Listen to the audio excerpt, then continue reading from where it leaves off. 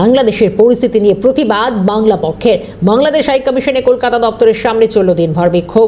বাংলাদেশের সংখ্যালঘু হিন্দুর ওপর নির্যাতন এবং খুনের প্রতিবাদ। বেগবাগান মোড় থেকে হাই কমিশনের উদ্দেশ্যে মিছিল। মাঝপথে মিছিল আটকালো পুলিশের সঙ্গে বচসা ধস্তাধস্তির ছবি একবার দেখানোর চেষ্টা করি।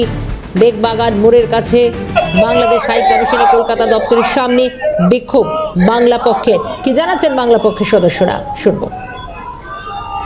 বাংলাদেশে যখন ভারতীয় দূতাবাসের উপর আক্রমণ হয়েছে, পুলিশ দেখেছেন একদম দরজা নিয়ে এগুলো করছিল।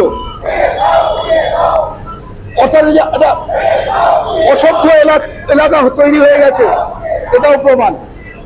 সেখানে ভারতের যে কালচারাল সেন্টার, সেটাকে পুড়িয়ে দেওয়া হয়েছে। তাদের নিজেদের যে ছায়ানট, ভারত তো নয়, তাদেরকে পররাষ্ট্র, তাই নিজেদের যে ছায়ানট, সেখানে রবীন্দ্রনাথ, লালন ফকির, নজরুল ইসলামের ছবি প্রতিকৃতি লুটালুটি খাচ্ছে, পুড়িয়ে দেওয়া হয়েছে। তথাকথিত অভ্যুত্থানের সমর্থনে এই পশ্চিমবঙ্গে বেশ কিছু লোক পথে নেমেছিল, ঠিক আছে, সকলকে চিহ্নিত করা হবে।